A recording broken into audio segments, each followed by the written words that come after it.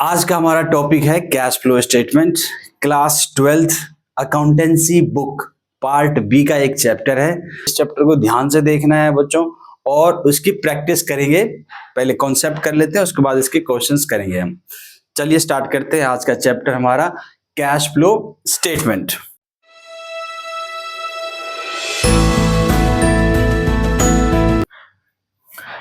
तो cash flow statement आपको याद होगा जब आप क्लास 11th में थे तो कैश फ्लो स्टेटमेंट से उसको छोड़ो, आप एक चैप्टर पढ़ते थे कैश बुक पढ़ते थे डबल कॉलम, जिसमें हम कैश और बैंक के ट्रांजैक्शंस को रिकॉर्ड करते थे। तो ट्रांजैक्शंस को कैसे रिकॉर्ड करते थे? इधर क्या आता था? इधर आता था रिसिप्ट और इधर क्या आता था हमारे पास? पेमेंट। अगर हम कैश बुक की बात करें तो उसी रिसिप्ट का मतलब पैसा आना और पेमेंट का मतलब पैसा जाना। तो जब आप पेमेंट करते हैं तो कैश फ्लो स्टेटमेंट उस पेमेंट को बोलता है आउटफ्लो। ये क्या कहता है? आउटफ्लो, कैश चला गया। और जब आप रिसिप्ट की बात करते हैं तो ये क्या बोलता है? इसको इनफ्लो। इनफ्लो मतलब पैसा आ गया। तो जो पेमेंट होती थी हमारी, अब वो क्या हो गई? क्या हो जाएगी? आउटफ्लो। और जो रिसिप्ट होता था उसको हम अब क्या बोलेंगे? इनफ्लो। पैसा आना इनफ्लो, पैसा जाना आउटफ्लो। तो जैसे हम कैश बुक में कैश और बैंक वाली चीजें, पैसा आया चाहे कैश के फॉर्म में आया चाहे बैंक के फॉर्म में आया, उसको रिकॉर्ड करते थे। वही सेम चीज हम कैश फ्लो स्टेटमेंट में भी रिकॉर्ड करते हैं। तो कैश बुक को, अगर इसका फॉर्मेट अलग होता है, इस कैश बुक को अगर हमें कैश फ्लो स्टेटमेंट बनाना है तो इसको अकाउंटिंग स्टैंडर्ड 3 जो कि रिवाइज्ड हुआ है उसके फॉर्मेट में अगर हम ले आए, इस कैश बुक को इस AS3 के फॉर्मेट में ले आते हैं तो जो हमारा टॉपिक कैश फ्लो से क्या बन जाएगा? वो कैश फ्लो स्टेटमेंट हो जाएगा। क्या हम कभी क्रेडिट परचेज या क्रेडिट सेल की एंट्री कैश बुक में करते हैं? नहीं करते थे। उसकी क्या करते थे हम? जर्नल प्रॉपर करते थे या सब्सिडरी बुक्स में जाया करता था। इसी तरह से कैश फ्लो स्टेटमेंट में सिर्फ कैश से रिलेटेड, कैश मतलब कैश एंड बैंक बोथ, उनसे रिलेटेड ही इंफॉर्मेशन इसमें रिकॉर्ड की जाएंगी। जिसमें कैश का ना जा रहा होगा ना आ रहा होगा, उसको रिकॉर्ड हम कैश फ्लो स्टेटमेंट में नहीं करेंगे, जैसे हम पहले भी क्लास 11th में कैश बुक में नहीं करते थे। करेक्ट है ये? तो कैश फ्लो स्टेटमेंट कुछ नहीं, कैश बुक को अगर आप AS3 के फॉर्मेट में ले आते हैं तो क्या बन जाता है? वो कैश फ्लो स्टेटमेंट। इतनी सी बात समझ में आ गई। चलिए अब आगे चलते हैं। कैश फ्लो स्टेटमेंट को प्रिपेयर करने के लिए इसका जो फॉर्मेट है वो दो तरीके से बनाया जा सकता है। एक कहते हैं हम डायरेक्ट मेथड और एक को हम बोलते हैं इनडायरेक्ट मेथड। एक को हम बोलते हैं डायरेक्ट मेथड, एक को हम बोलते हैं इनडायरेक्ट मेथड। तो दो तरीके से कैश फ्लो स्टेटमेंट प्रिपेयर किया जा सकता है, डायरेक्ट मेथड से और इनडायरेक्ट मेथड से। आपके सिलेबस में ये डायरेक्ट मेथड नहीं है। आपके सिलेबस में कौन सा मेथड है? इनडायरेक्ट। एक्चुअल में डायरेक्ट मेथड ज्यादा मुश्किल होता है, इनडायरेक्ट सिंपल है। इसीलिए ये चीज आपको क्लास 12th में जो है सिंपल वाला मेथड बताया गया है कि इनडायरेक्ट मेथड से आपको इसको सॉल्व करना है। करेक्ट? चलिए इतनी सी बात के बाद जब हम कैश फ्लो स्टेटमेंट को प्रिपेयर करते हैं तो क्या ध्यान रखना होता है? सबसे पहले जब कंपनी अपनी ट्रांजैक्शंस को रिकॉर्ड करती है तो क्या करती है? जर्नल एंट्रीज करती है उसकी। जर्नल एंट्रीज के बाद कंपनी क्या बनाती है? अपनी लेजर्स वगैरह बनाते हैं। लेजर्स के बाद क्या बनाते हैं? ट्रायल बैलेंस बनाते हैं। ट्रायल बैलेंस के बाद क्या बनाते हैं वो? उसके बाद फाइनेंशियल स्टेटमेंट बनाया जाता है। फाइनेंशियल स्टेटमेंट ये सब आप क्लास 11th में एक बार पढ़ चुके हैं, जिसके अंदर क्या क्या आती है? ट्रेडिंग अकाउंट, फिर क्या आता है उसके बाद? प्रॉफिट एंड लॉस अकाउंट, और फिर क्या कर लेते थे हम? बैलेंस शीट बना लिया करते थे। बट P&L अकाउंट के बाद एक अकाउंट और बनता है, P&L एप्रोप्रिएशन अकाउंट। ये आप लोगों ने पार्टनरशिप में भी बनाया होगा। कंपनी अकाउंट में भी बनता है P&L एप्रोप्रिएशन अकाउंट। उसके बाद आप बनाते हैं यहाँ पे बैलेंस शीट। करेक्ट? तो ये सब बनने के बाद जब ये सब कुछ बन जाता है, ये बैलेंस शीट वगैरह, तो फाइनेंशियल स्टेटमेंट बनने के बाद उसकी फाइनेंशियल रिपोर्ट बनाई जाती है। तो जब रिपोर्ट बनाई जाती है तो इसके बाद बनता है कैश फ्लो स्टेटमेंट। इसके बाद आप पढ़ेंगे रेशोज वगैरह कंपनी निकालती है अपनी परफॉर्मेंस चेक करने के लिए। तो ये सब उसके बाद की बात है। Balance sheets normal process of accounting जो है वो जब कंप्लीट हो जाता है उसके बाद कंपनी अपना कैश फ्लो स्टेटमेंट बनाएगी या रेशोज बनाएगी। करेक्ट। तो कैश फ्लो स्टेटमेंट बनाने के लिए आपके पास क्या अवेलेबल होगा? Balance sheet. तो जब आपको कैश फ्लो स्टेटमेंट बनानी होगी तो आपके पास क्वेश्चन में क्या दे रखा होगा? Balance sheet. बैलेंस शीट दिया होगा कितने साल का सर? तो 2 ईयर का। आपको 2 ईयर का आपको बैलेंस शीट दे रखी होगी। ओपनिंग क्लोजिंग बैलेंस दे रखा होगा। उस बैलेंस शीट से और कुछ एडिशनल इंफॉर्मेशन आपको साथ में दे देंगे। तो इन 2 और 1 ये 3 चीजों से आपको क्या बनाना होगा? Cash flow statement. कुछ क्वेश्चंस ऐसे भी हैं जो प्रॉफिट एंड लॉस अकाउंट और एडिशनल इंफॉर्मेशन से भी कैश फ्लो स्टेटमेंट बनाया जा सकता है। तो क्या क्या चीजें हैं आपके पास? या तो 2 ईयर की बैलेंस शीट हो प्लस कुछ एडिशनल इंफॉर्मेशन हो तो उससे आप कैश फ्लो स्टेटमेंट बना सकते हैं, या आपके पास प्रॉफिट एंड लॉस अकाउंट हो और साथ में एडिशनल इंफॉर्मेशन हो, इससे आप कैश फ्लो स्टेटमेंट बना सकते हैं। तो 99% क्वेश्चंस इस टॉपिक पे हैं। 1% क्वेश्चन जो है कभी कभार इस पे आ जाता है, profit and loss account. Correct है।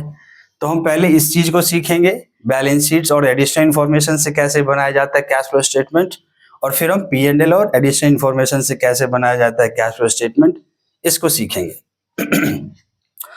चलिए, अब कैश फ्लो स्टेटमेंट से क्या होता है? जब कंपनी अपना प्रॉफिट एंड लॉस बना लेती होगी, मैंने अभी बताया कि कंपनी अपना जो है P&L बना लेती होगी, P&L एप्रोप्रिएशन बनाने के बाद, बैलेंस शीट बनाने के बाद क्या बनाती होगी?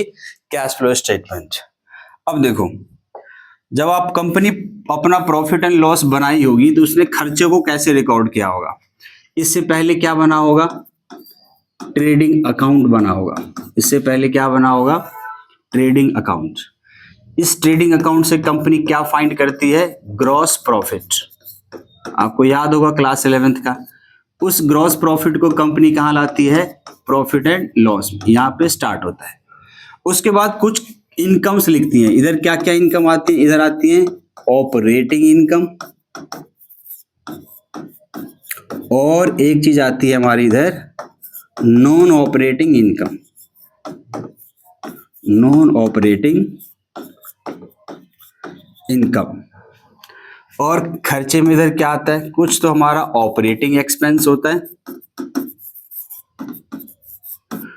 कुछ इसके अंदर 2 तरह के खर्चे होते हैं ऑपरेटिंग में। एक होता है जिसमें कैश का फ्लो होता है, ऐसे एक्सपेंस जो ऑपरेशनल है और जिसमें कैश का फ्लो होता है। फॉर एग्जाम्पल जैसे कि सैलरी, रेंट, ये सब जब कंपनी पे करती है तो ऑपरेशनल एक्सपेंस है और इसमें कैश का फ्लो भी होता है। फ्लो होता है मतलब पे करना पड़ता है आपको। करेक्ट। उसके बाद कुछ खर्चे ऑपरेशनल होते हैं बट होते हैं और नॉन कैश आइटम होते हैं जिसमें कैश का फ्लो नहीं होता। नॉन कैश आइटम होते हैं, जैसे कि एग्जांपल के लिए डेप्रिसिएशन, अमोर्टाइजेशन, इन सब में कैश का फ्लो नहीं होता। बट एक्सपेंस कौन से होते हैं? ये ऑपरेशनल। तो ऑपरेटिंग एक्सपेंस के 2 पार्ट मैंने डिवाइड कर दिए। एक खर्चे जो जिसमें कैश का फ्लो होता हो, जैसे सैलरी देना, रेंट देना, बहुत तरह के खर्चे, स्टेशनरी, दुनिया भर के खर्चे। फिर नॉन कैश आइटम होते हैं जैसे कि डेप्रिसिएशन, अमोर्टाइजेशन, ये सब नॉन ऑपरेटिंग। फिर एक तरह के खर्चे और भी होते हैं जिसको हम बोलते हैं नॉन ऑपरेटिंग एक्सपेंस। जिसको हम क्या बोलते हैं? नॉन ऑपरेटिंग एक्सपेंस, जिसमें आप जैसे कि इंटरेस्ट पे करना, ये हमारा नॉन ऑपरेटिंग है। जैसे loss on sale of assets, कोई एसेट्स बेचते हो आप, उस पे उसको लॉस हो जाता है, तो ये हमारे नॉन ऑपरेटिंग है। इस तरह की चीजें जो हमारे ऑपरेशनल से, बिजनेस से रिलेटेड नहीं है, उन खर्चों को हम क्या बोलते हैं? Non operating expense. और जो इनकम बिजनेस से रिलेटेड इनकम नहीं है, मान लो आपका बिजनेस है, मार्कर सेल करते हो, मैन्युफैक्चर करते हो, आप इसको सेल करते हो, तो मार्कर से जो इनकम होगी वो आपकी तो सेल आ जाएगी, जो कि हमारा ट्रेडिंग अकाउंट में आ जाएगा। तो ऑपरेटिंग इनकम हमारा मेनली सेल्स होता है, और कुछ इसके अलावा दो और होती हैं। एक होती है डिस्काउंट रिसीव्ड, जो कि हमारी ऑपरेटिंग होती है बट आता प्रॉफिट एंड लॉस अकाउंट में, और दूसरा आता है commission received.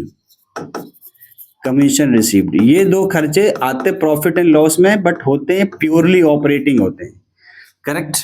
Non operating income जो कि आपकी मार्केट से सेल से रिलेटेड नहीं है, किसी और चीज से, आपने कहीं पे लैंड किराए पे दे रखा है, वहां से आपको रेंट रिसीव्ड हो रहा है, कोई बिल्डिंग किराए पे दे रखी है वहां से रेंट मिल रहा है, आपने कहीं किसी को लोन दे रखा है या किसी कंपनी में एज ए डिवेंचर होल्डर आपने इन्वेस्ट किया हुआ है, तो उससे आपको क्या मिलेगा, इंटरेस्ट रिसीव्ड होगा। जब इंटरेस्ट रिसीव्ड होगा तो आपकी कौन सी एक्टिविटी हो जाएगी, वो कौन सा इनकम हो जाएगा, नॉन ऑपरेटिंग, क्योंकि ये बिजनेस से रिलेटेड इनकम नहीं है। डिविडेंड रिसीव्ड हो जाएगा, तो ये डिविडेंड रिसीव्ड भी हमारी कौन सी इनकम होती है, नॉन ऑपरेटिंग इनकम। फिर एक सवाल आएगा कि सर कैश फ्लो पढ़ाते पढ़ाते कहाँ आप प्रॉफिट एंड लॉस में आ गए। यही तो कॉन्सेप्ट है। अब आप इसको देख लो, आपको फॉर्मेट याद करने की जरूरत ही नहीं पड़ेगी, सीधा आप इस कॉन्सेप्ट को समझ लीजिए, आप आराम से कोई भी कैश फ्लो का ऑपरेटिंग एक्टिविटी क्वेश्चंस इजीली कर सकते हैं। चलिए आ जाइए। तो इस तरह से मैंने खर्चों को, एक्सपेंस को डिवाइड कर लिया। कंपनी क्या करती है, जब यहां से जब लास्ट में कंपनी के पास जब प्रॉफिट निकलता है उसको बोलते हैं हम लोग नेट प्रॉफिट। नेट प्रॉफिट, ये लास्ट में हमारा जो आंसर आता है नेट प्रॉफिट। उस नेट प्रॉफिट के लिए कंपनी फिर से एक अकाउंट बनाती है, क्या बताया था मैंने पहले, profit and loss appropriation account. तो यहाँ पे आता है हमारे पास बाय P&L अकाउंट। ये कौन सा प्रॉफिट होगा, ये वाला प्रॉफिट। ये वाला प्रॉफिट यहां से यहां जाएगा, ठीक। उसके बाद इसमें से कंपनी जो है कुछ एप्रोप्रिएट करेगी। एप्रोप्रिएट करेगी मतलब प्रॉफिट को डिस्ट्रीब्यूट करेगी अपने शेयर होल्डर्स में या किसी रिजर्व में। तो वो सारे आइटम जो होते हैं हमारे profit and loss appropriation account में आते हैं। तो क्या क्या है वो, एक तो है कि जब कंपनी प्रोपोज्ड डिविडेंड देती है, हम बात करेंगे क्या होता है प्रोपोज्ड डिविडेंड, बाद में करेंगे। फिर कुछ होती है इंटरिम डिविडेंड, कि कंपनी जो है interim dividend, extra dividend during the year पे कर देती है, उसको इंटरिम बोलते हैं। इंटरिम मतलब इन बिटवीन द टर्म्स के, इसी साल के दौरान। फिर कुछ पैसे जो है जनरल रिजर्व में भी रख लेती है कंपनी कि भैया फाइनेंशियल स्टेबिलिटी के लिए एक रिटेन प्रॉफिट कर लेती है। फिर आता है आपके पास कि कुछ गवर्नमेंट को टैक्स देना होता है, उसके लिए पहले से प्रोविजन बना के चलती है, प्रोविजन फॉर टैक्स, क्योंकि प्रोविजन फॉर टैक्स डिपेंड करता है इनकम पे, प्रॉफिट पे, इसलिए एप्रोप्रिएशन का पार्ट होता है कि भाई प्रॉफिट होगा तो टैक्स देना पड़ेगा, प्रॉफिट नहीं होगा तो टैक्स नहीं देना पड़ेगा। तो जो भी चीज प्रॉफिट पे डिपेंडेंट है वो सब किसका पार्ट होता है, हमारा profit and loss appropriation account का। लास्ट में आपके पास जो नेट प्रॉफिट बच जाएगा वो नेट प्रॉफिट कहाँ जाएगा। अब देखो, आप पीछे स्लाइड बताई थी, P&L बनता है, P&L के बाद क्या बनता है, P&L एप्रोप्रिएशन, उसके बाद क्या बनेगा मेरा, बैलेंस शीट। तो अब बैलेंस शीट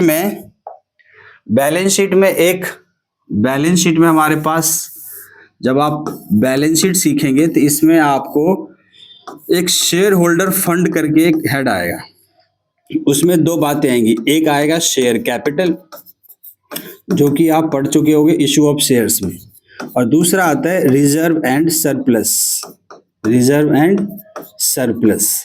इस हेड में ये प्रॉफिट ऐड हो जाता है। कैसे, मान लेते हैं कि ये जो प्रॉफिट आया कंपनी को इस साल लास्ट में प्रॉफिट आया 20,000 रुपए का, तो यहाँ पे ये डेटा 21 का है और ये डेटा 22 का है। तो पिछले साल इनको प्रॉफिट हुआ था, मान लेते हैं 10,000।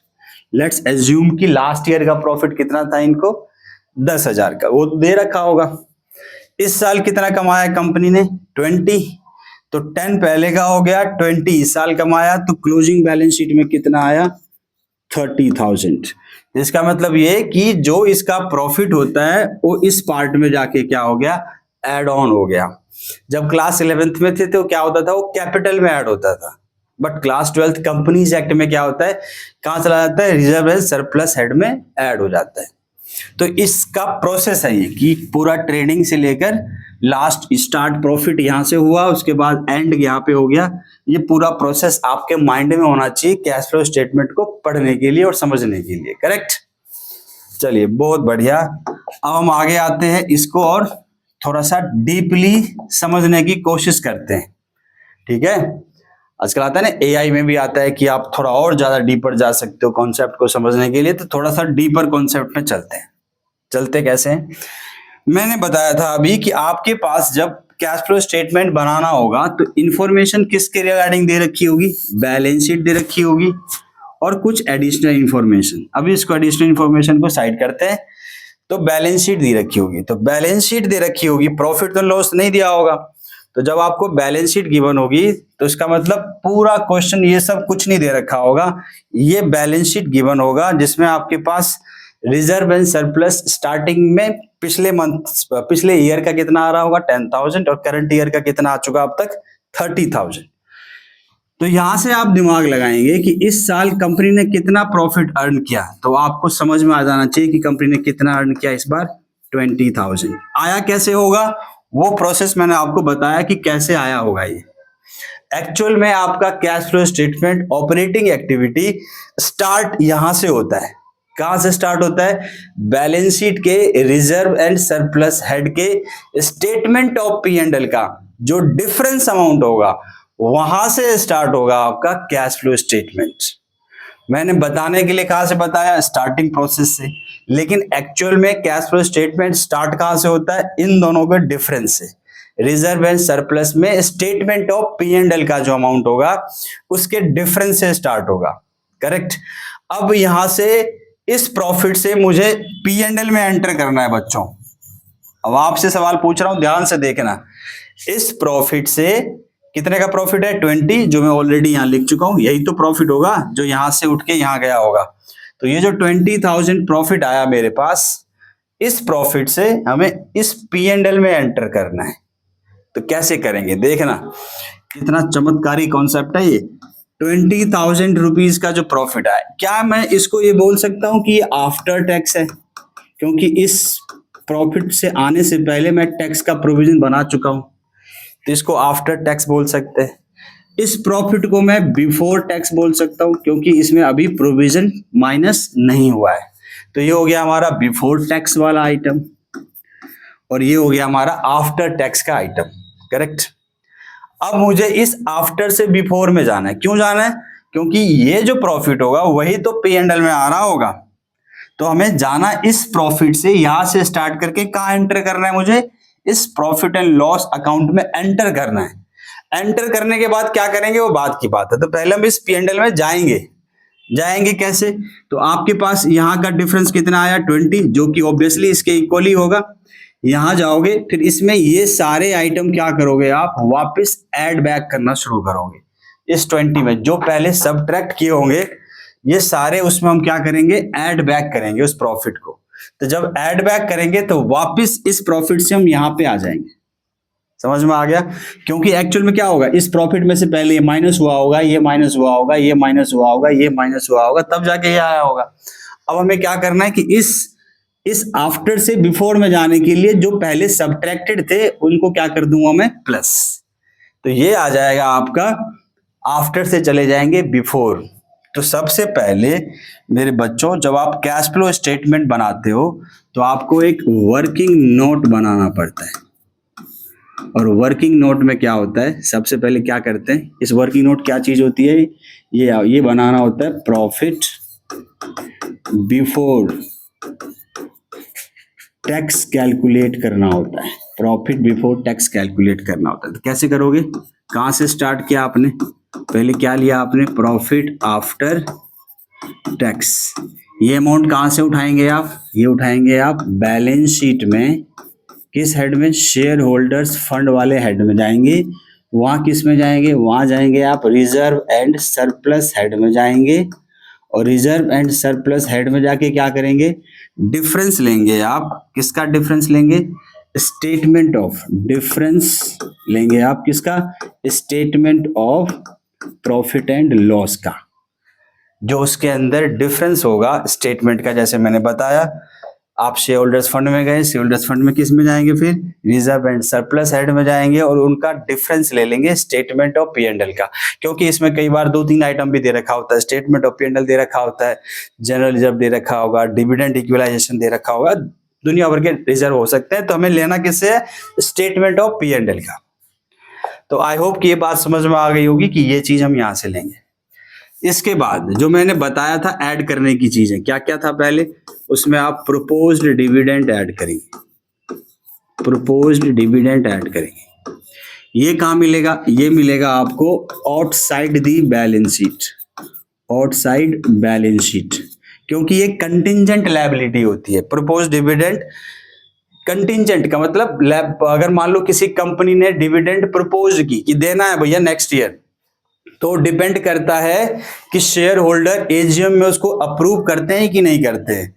एक्चुअल में प्रपोज डिविडेंड की कहानी यूं होती है कि जैसे ये हमारा प्रीवियस ईयर है और ये आपका करंट ईयर है, तो जो करंट ईयर है इस साल का आपको यहाँ पे बनाना है कैश फ्लो स्टेटमेंट, इस साल के एंड में सब कुछ बनने के बाद। तो यहाँ पे क्या होगा आपके पास, यहाँ की बैलेंस शीट तो गिवन होगी, फिर यहाँ की भी बैलेंस शीट कंपनी बनाती है, उसके बाद कैश फ्लो स्टेटमेंट बनता है, तो 2 ईयर की बैलेंस शीट होगी। प्रपोज डिविडेंड का मतलब ये कि कंपनी क्या करती है, जो उसको इस साल जो डिविडेंड देना होगा उसका प्रपोजल उसने लास्ट ईयर ही ले लिया होगा। अपने बोर्ड ऑफ डायरेक्टर्स की मीटिंग में कंपनी ने प्रपोज की होगी कि हम नेक्स्ट ईयर जो है 10,000 रुपीज का डिविडेंड देंगे, करेक्ट। बट वो बोर्ड ऑफ डायरेक्टर्स में जो डिसाइड होता है उसको फिर अप्रूव भी कराना पड़ता है शेयर होल्डर से। एजीएम एनुअल जनरल मीटिंग होती है, उसमें उसको अप्रूव कराना होता है। इसका मतलब अगर इन्होंने बोर्ड ऑफ डायरेक्टर में डिसाइड किया है कि 10,000 देंगे, तो ये कंपलसरी नहीं होगी, इनकी लायबिलिटी आज क्रिएट नहीं होगी, और डिपेंड करता है कि नेक्स्ट ईयर प्रॉफिट है, अगर है तो दे पाएंगे, नहीं है तो नहीं दे पाएंगे। इसीलिए बैलेंस शीट के नीचे कंटिंजेंट लायबिलिटी हेड में लिखा जाता है प्रोपोज्ड डिविडेंड करके 10,000 रुपए। मेरी बात समझ में आ? क्योंकि ये लायबिलिटी अभी है नहीं, क्रिएट नहीं हुई, डिपेंड करता है एजीएम में अप्रूव होने पे। सेम इस ईयर जो कंपनी प्रपोज करेगी किसके लिए करेगी? वो नेक्स्ट ईयर के लिए। तो यहाँ पे भी जब यहाँ पे कंटिजेंट लायबिलिटी आ गई तो उसके पास 2 डेटा आ गए, यहाँ का 10,000, यहाँ का 20,000। ये 20,000 कब देना है उसको? Next year. तो आपके पास जब आप कैश फ्लो स्टेटमेंट बना रहे होगे तो यहाँ पे आ रहा होगा 20 क्लोजिंग में, यहाँ आ रहा होगा 10,000 ओपनिंग बैलेंस शीट में। तो आपको ट्रीट कैसे करना है, इसको क्या कंसीडर करना है? तो हम ये मानेंगे कि जो लास्ट ईयर का जो डिविडेंड था 10,000 वो इस साल पे करेंगे, और ये कब पे करेंगे? Next year. तो इसीलिए क्लोजिंग बैलेंस से कोई लेना देना नहीं होता। प्रपोज डिविडेंड में क्लोजिंग बैलेंस का कोई रोल नहीं है कैश फ्लो स्टेटमेंट में। आपने सिर्फ किसको कंसीडर करना है? 10,000 रुपीज, जो कि कहाँ मिलेगा आपको? कंटीजेंट लायबिलिटी हेड में ओपनिंग बैलेंस। तो इसी चीज को मैं यहाँ लिख देता हूं, आउटसाइड द बैलेंस होगा। और किसको कंसीडर करना है? आपने ओपनिंग बैलेंस को ओपनिंग बैलेंस को आपने कंसीडर करना है। यहाँ पे ओपनिंग बैलेंस कंटीजेंट लायबिलिटी के हेड में प्रपोज डिविडेंड का आपको प्लस करना है, क्लोजिंग को कुछ नहीं करना, डिफरेंस नहीं लेना, सिर्फ ओपनिंग बैलेंस कंसीडर करना है। चलो आई होप कि आपको समझ में आ गई होगी। फिर इसमें ऐड करेंगे हम इंटरिम डिविडेंड। इंटरिम डिविडेंड क्या चीज होती है? इंटरिम डिविडेंड होती है जब कंपनी सेम ईयर में एक्सेस सरप्लस ऑफ प्रॉफिट हो जाता है तो उस प्रॉफिट को भी फिर शेयर होल्डर्स में डिस्ट्रीब्यूट कर देती है। तो ये आपको हमेशा एडिशनल इंफॉर्मेशन में गिवन होगा, आपको बैलेंस शीट में नहीं, ये एडिशनल इंफॉर्मेशन में गिवन होगा। तो आप उसको वहां से ले लेंगे और यहाँ पे दे देंगे। फिर नेक्स्ट आता है आपके पास प्रोविजन फॉर टैक्स। तो प्रोविजन फॉर टैक्स में क्या रखना होता है? यहाँ पे जो अमाउंट आती है वो आती है टैक्स मेड, कि भाई कंपनी ने प्रोविजन कितना बनाया और टैक्स कितना पे किया, वो सेपरेट चीज है। ये कहाँ मिलेगा आपको? ये मिलेगा आपको बैलेंस शीट में, करंट लायबिलिटी में जाएंगे, वहां जाएंगे आप शॉर्ट टर्म प्रोविजन में जाएंगे, और शॉर्ट टर्म प्रोविजन में जाने के बाद उसी शॉर्ट टर्म प्रोविजन हेड के अंदर आपको दिखेगा, सब हेडिंग के अंदर दिखेगा provision for tax. Provision for tax, तो उस प्रोविजन फॉर टैक्स से आपको वहां पे ट्रीटमेंट। अब समझ लो प्रोविजन फॉर टैक्स कैसे निकाला जाता है, ये इसको भी आप समझ लीजिए। ये फिर से बैलेंस शीट में ओपनिंग क्लोजिंग बैलेंस गिवन है, तो इसका आपको एक लेजर बनाना पड़ेगा छोटा सा, प्रोविजन फॉर टैक्स का। किसी भी नेम के आगे अगर प्रोविजन लग जाए तो क्या बन जाती है? हमारी कंपनी के लिए क्या बन जाती है? लायबिलिटी। अब जब भी कोई लायबिलिटी होती है तो उसका नेचर कैसा होता है, क्रेडिट। इसीलिए इसका जो ओपनिंग बैलेंस होगा इधर आएगा बाय बैलेंस ब्रॉट डाउन, यहाँ पे आ जाएगा ओपनिंग। अगर ओपनिंग इधर आया है तो इधर क्या आ जाएगा, closing balance. To balance CD। ये दो बातें आपको बैलेंस शीट से मिल जाएंगी जो कि गिवन होगा आपके क्वेश्चंस में। इसके अलावा दो बातें और, यहाँ पे आप लिखेंगे टैक्स मेड, जो मैंने अभी बताया ये अमाउंट चाहिए आपको, और एक होता है टैक्स पेड, जो ये भी अमाउंट आपको ढूंढना पड़ेगा। ये आपका वर्किंग नोट में ऐड होता है टैक्स मेड, करेक्ट। तो अब क्या है, बैलेंस शीट में मान लेते हैं कि ये हमारे पास ओपनिंग बैलेंस था 10,000, क्लोजिंग बैलेंस था मेरे पास 15,000। ये दो डेटा गिवन है। तो इसको क्या करना है आपने, यहाँ पे आपको सिर्फ जब ओपनिंग क्लोजिंग दे रखी हो तो एक एजम्पशन आपको लेट करना पड़ेगा। क्या करना पड़ेगा, हम मान के चलेंगे कि पिछले साल वाला टैक्स हमने यहाँ पे पे कर दिया। तो कितना था पिछले साल का, 10,000। और इस साल जो हमने बचा हुआ है हमने इसी साल उसको बनाया होगा, तो यहाँ पे आ जाएगा ये 15,000। क्यों, क्योंकि लेजर में दोनों तरफ हमारे पास अमाउंट क्या आना चाहिए, सेम। तो यहाँ पे आ गया 25,000, यहाँ पे भी देखो कितना आ गया 25,000। सिंपल। क्या आप क्या एज्यूम करेंगे कि जो लास्ट ईयर का जो टैक्स था ओपनिंग बैलेंस पिछले साल का होगा, उसको इस साल क्या करेंगे हम, पे। और जो इस साल बचा हुआ है वो हमने इसी साल बनाया होगा, तो ये हो गया टैक्स मेड। तो जो टैक्स मेड वाला अमाउंट है यही अमाउंट यहाँ पे आता है, जो आपको ऐसे प्रोसेस के थ्रू यहाँ लिखना है टैक्स मेड। अच्छा, कई बार इसमें भी ट्रिक हो जाती है। क्या हो जाती है कि लेट्स से कि आपके पास टैक्स मेड जो है आपको गिवन है, ये मैं बता देता हूँ कि ये गिवन है 30,000 रुपये गिवन है। ये एडिशनल इंफॉर्मेशन में इस बार आपको, ये तो बैलेंस शीट से मिल जाएगा दोनों आपको, ये ओपनिंग और क्लोजिंग कहाँ से मिल जाएगा, बैलेंस शीट से। इन दोनों में से एक आइटम दे दिया, टैक्स मेड दे दिया 30,000। तो बताओ टैक्स पेड कैसे निकालोगे, कैसे निकालोगे भैया। लेजर है सर, 30 और 10 कितने होते हैं यहाँ पे, 40,000। तो इधर भी कितने आने चाहिए, 40,000। 40 में से 15 ये है, तो बाकी कितना बच गया, 25। तो 25,000 का टैक्स पेड हो गया। तो क्या समझ में आया कि ये 4 ही आइटम है, इस 4 में से अगर 2 दे रखा है, मतलब ओपनिंग क्लोजिंग दे रखा है, तो एजम्पशन लगाएंगे कि ओपनिंग को पे करेंगे, क्लोजिंग को मेड कर देंगे। लेकिन उस 2 के अलावा इनमें से कोई एक दे दिया तो चौथा जो है वो बैलेंसिंग फिगर से निकलेगा। तो ये हो गई आपकी टैक्स मेड, जो कि आपके वर्किंग नोट में क्या होता है, ये प्लस। और जो टैक्स पेड होता है वो ऑपरेटिंग एक्टिविटी के सबसे लास्ट आइटम जो होता है वो हमारा क्या होता है, माइनस, सबसे लास्ट आइटम, ये ध्यान रखना। और ओपनिंग क्लोजिंग कहीं नहीं जाता किसी भी एक्टिविटी, बस ये लेजर बनाने में काम आता है। डन। तो ये बात समझ में आ गई आपको यहाँ पे कि आपको प्रोविजन फॉर टैक्स कैसे निकालना है, कैसे इसका अकाउंट बनाना है, और कौन सा अमाउंट लिखना है यहाँ पे, टैक्स मेड वाला जो बाई साइड था। डन। चलिए जी, इसके बाद आती है हमारे पास जनरल रिजर्व। अगर आपने कुछ जनरल रिजर्व में ट्रांसफर किया है तो जनरल रिजर्व वाला भी अमाउंट यहीं पे आएगा। फिर से उसका भी प्रोसेस यही है, बट यहां से जाके वो चेंज हो जाएगा। तो क्या क्या आएगा, balance sheet, share holders fund में जाएंगे, रिजर्व एंड सरप्लस हेड में जाएंगे, बट इस बार जनरल रिजर्व का डिफरेंस लेंगे, जनरल रिजर्व का डिफरेंस अमाउंट लेंगे। जो उन दोनों का डिफरेंस अमाउंट होगा वो हम इस तरीके से कैलकुलेट करेंगे, करेक्ट। तो जब आप आफ्टर टैक्स में ये सारे आइटम्स जोड़ दोगे तो जो आपके पास प्रॉफिट बचेगा आएगा ऐड करके, उसी प्रॉफिट को बोलते हैं प्रॉफिट बिफोर टैक्स। तो ये हो गया आपके पास। देखो आफ्टर से मैंने ये सब चीजें बता दी आपको, सारी क्लियर कर दिया, कहां पहुंच गए आप, बिफोर टैक्स में। तो प्रॉफिट बिफोर टैक्स, इसका मतलब जितना ये अमाउंट होगा उतना अमाउंट ये भी होगा, क्योंकि यहीं से गया होगा, ये यहीं से गया होगा। तो हम अब अभी क्या चल रहे हैं, हम रिवर्स गियर में चल रहे हैं। रिवर्स गियर में क्यों चल रहे हैं, क्या मतलब होता है रिवर्स गियर का। देखो जब मैंने क्लास स्टार्ट करी थी उसी टाइम बताया था कि कैश फ्लो स्टेटमेंट कौन सा मेथड है आपका, इनडायरेक्ट मेथड। तो इनडायरेक्ट मेथड का ही मतलब यही है कि आपको ऑपरेटिंग एक्टिविटी बनाना है, बट किस मेथड से, इनडायरेक्ट से। रिवर्स गियर में चलते हुए आपको ऑपरेटिंग बनाना है। यहां तक ये बात समझ में आ गई। अब आप समझिए, यहां आ गए P&L में। तो जब आप पी एंड एल में आ गए तो मुझे इस प्रॉफिट एंड लॉस अकाउंट में से सिर्फ ऑपरेटिंग की चीजें रखनी है, ऑपरेटिंग की चीजें ही रखनी है, उसमें ऑपरेटिंग भी हो और जिसमें कैश का फ्लो भी होता हो। तो मुझे क्या रखना है, एक तो ये रखना है, एक तो कैश फ्लो स्टेटमेंट में ये आइटम रखना है, ऑपरेटिंग भी है और जिसमें कैश का फ्लो भी होता होगा, ये रखना है।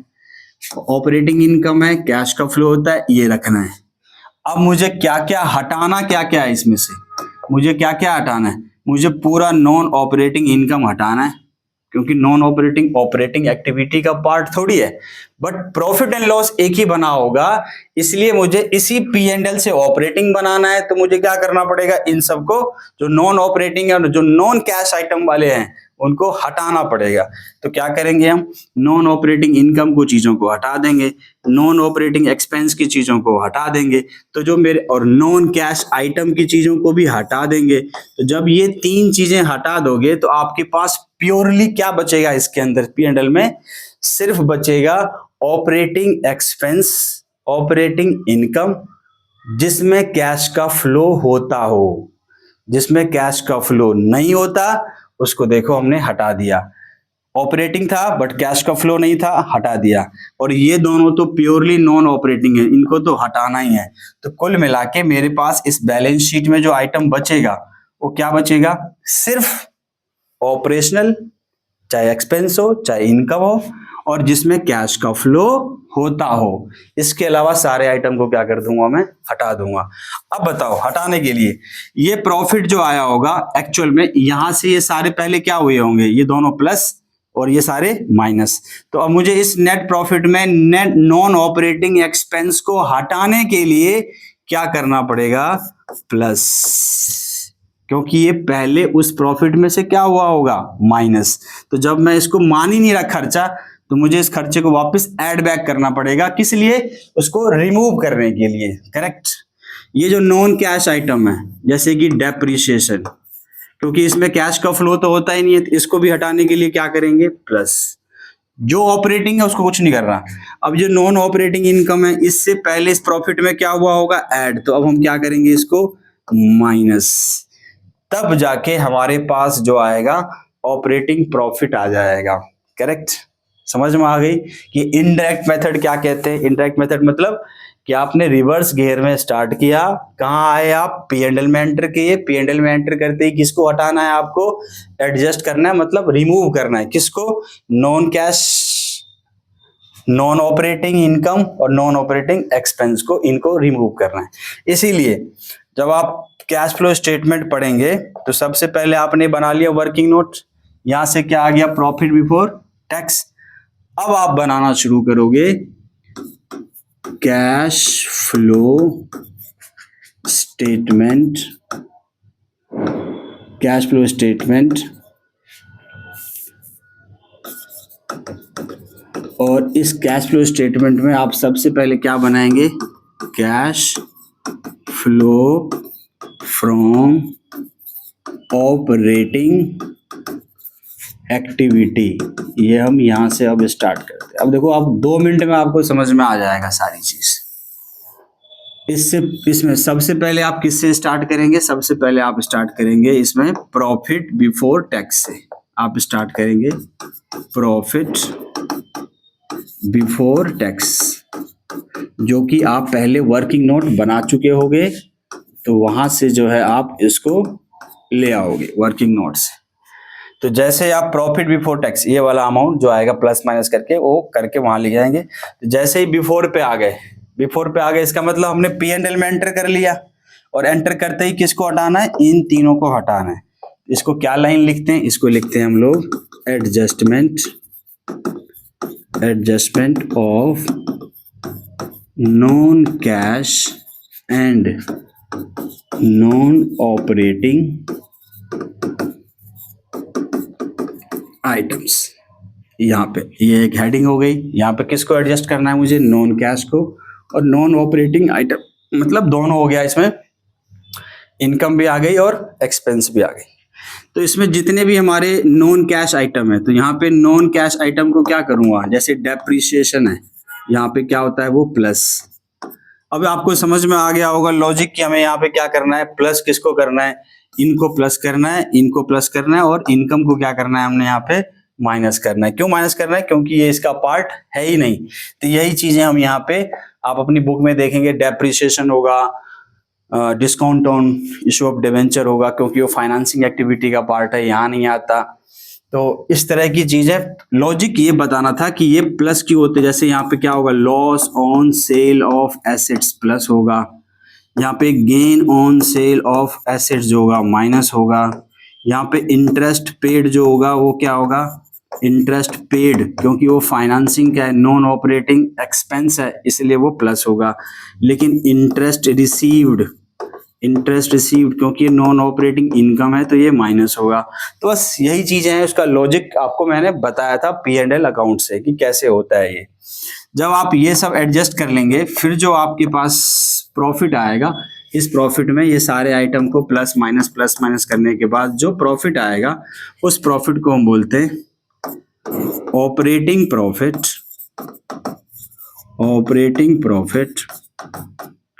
बिफोर वर्किंग कैपिटल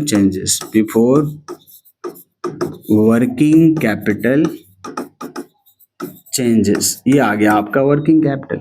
अब इसके अंदर क्या क्या चीजें आती हैं? तो इसके अंदर आती हैं आपके पास सिर्फ करंट एसेट्स बढ़ना, करंट एसेट का डिक्रीज होना, करंट लायबिलिटी का बढ़ना और करंट लायबिलिटी का डिक्रीज होना। Current asset increase, current asset decrease, current liability. अब देखो करंट एसेट्स में एक एग्जांपल ले लेते हैं, जैसे कि हम इन्वेंट्री, स्टॉक जिसको हम बोलते हैं इन्वेंट्री। अब आपके पास बैलेंस शीट दे रखी होगी, तो दो बैलेंस दे रखा होगा इन्वेंट्री का। तो से कि आपके पास ओपनिंग बैलेंस था 10,000 और क्लोजिंग बैलेंस है 15,000। तो ये बढ़ गया, कितने से बढ़ गया जी?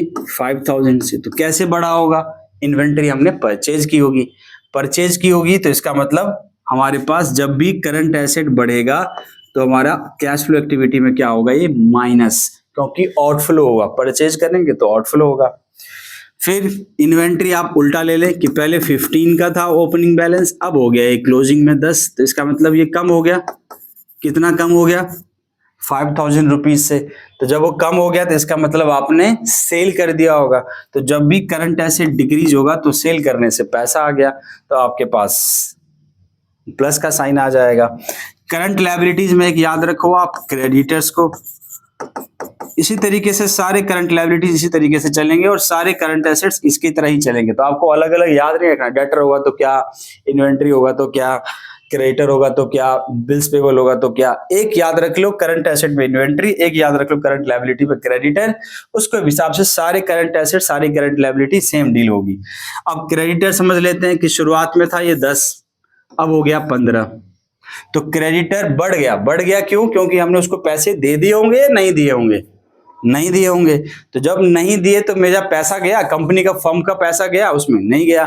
तो जब नहीं गया तो करंट लायबिलिटी जब बढ़ जाए तो प्लस हो जाता है। अब अगर मान लो पहले 15 था, अब लायबिलिटी 10,000 रह गई, इसका मतलब 5,000 से लायबिलिटी आपकी क्या हो गई? डिक्रीज हो गई। अब डिक्रीज हो गई तो इसका मतलब कम कैसे हो जाएगा? जब हमने पेमेंट कर दिया होगा। तो जब पेमेंट कर देंगे तो हमारी करंट लायबिलिटी के टाइम पे कैश का क्या हो जाएगा? आउटफ्लो हो जाएगा। तो ये आ जाएगा प्लस माइनस करके।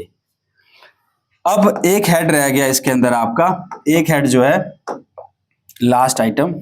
जब आप इन सब में इनको प्लस माइनस कर लोगे तो जो लास्ट में आएगा उसको बोलते हैं cash generated from operation.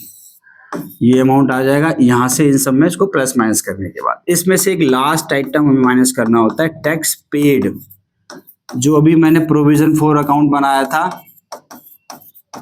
Provision for tax का अकाउंट बनाया था, उसमें जो हमारा आइटम आता है टैक्स पेड का, शायद ये चला गया है आगे, ये देखो, ये जो टैक्स पेड हमने निकाला था, ये मेड चला गया वर्किंग नोट में, और टैक्स पेड सबसे लास्ट आइटम ऑपरेटिंग एक्टिविटी में क्या हो गया? माइनस। तो ये जो अमाउंट है आपके पास यहाँ पे आ जाएगा, और सारा प्लस माइनस करने के बाद जो आपके पास आंसर आएगा वो आंसर क्या रहेगा हमारा? Cash flow from operating activity. एक छोटी सी चीज ध्यान रखनी है यहाँ पे, कि सारे के सारे करंट एसेट्स यहाँ नहीं आते। क्या नहीं आते, क्या चीज ध्यान रखनी है, एक तो यहाँ पे कैश का बैलेंस नहीं आएगा, बैंक बैलेंस नहीं आएगा, मार्केटेबल सिक्योरिटीज नहीं आएंगी और शॉर्ट टर्म इन्वेस्टमेंट यहाँ नहीं आएगा। क्यों नहीं आएगा, क्योंकि ये तीनों जो होती हैं हमारी एक सेपरेट हेड का पार्ट होती है कैश फ्लो स्टेटमेंट में। इनको हम बोलते हैं कैश एंड कैश इक्विवेलेंट। तो इन चारों के अलावा और जितनी भी करंट एसेट्स है वो इधर ही आएंगी। ऐसे ही आपको एक चीज ध्यान रखनी है करंट लायबिलिटीज में भी। तो करंट लायबिलिटीज में क्या ध्यान रखनी है, एक्सेप्ट किसके, इसके अलावा सारे आइटम। तो क्या है वो, एक है bank overdraft. Bank overdraft current liability head में होता है बैलेंस शीट में, बट यहां नहीं आएगा, वो जाता है फाइनेंसिंग एक्टिविटी में। और एक होता है कैश क्रेडिट। कैश क्रेडिट भी आपके पास होगा, ये दोनों जाएंगे फाइनेंसिंग एक्टिविटी में, बट होते किसमें, बैलेंस शीट में, करंट लायबिलिटी में। एक प्रोविजन फॉर टैक्स, तो उसको तो मैंने बता ही दिया कि provision for tax current liability head के अंदर होता है, बट ये उसकी सेपरेट ट्रीटमेंट है। टैक्स पेड यहाँ लिखते हैं और टैक्स मेड जो है उसमें वर्किंग नोट में हम लिखते थे यहाँ पे, तो वो वहां पे नहीं लिया था, उसकी सेपरेट ट्रीटमेंट है। बस इतनी सी आप बात ध्यान दे देंगे तो आपको पूरा cash flow from operating activity, जो कि कॉम्प्लेक्स है, बच्चों को मुश्किल लगता है, यही पूरा कॉन्सेप्ट है। अगली वीडियो बना दूंगा मैं, उस पर एक न्यूमेरिकल क्वेश्चंस करा दूंगा, ठीक है। तो आप लोग मुझे चाहे तो भेज सकते हैं book page number DK Goyal या TS ग्रेवाल में से कि कौन सा क्वेश्चन कराना चाहते हो, तो मैं उसको आप लोगों के लिए सॉल्व कर दूंगा ताकि आपको पूरा कॉन्सेप्ट जो है इसका क्लियर हो जाए। Thank you, bye bye.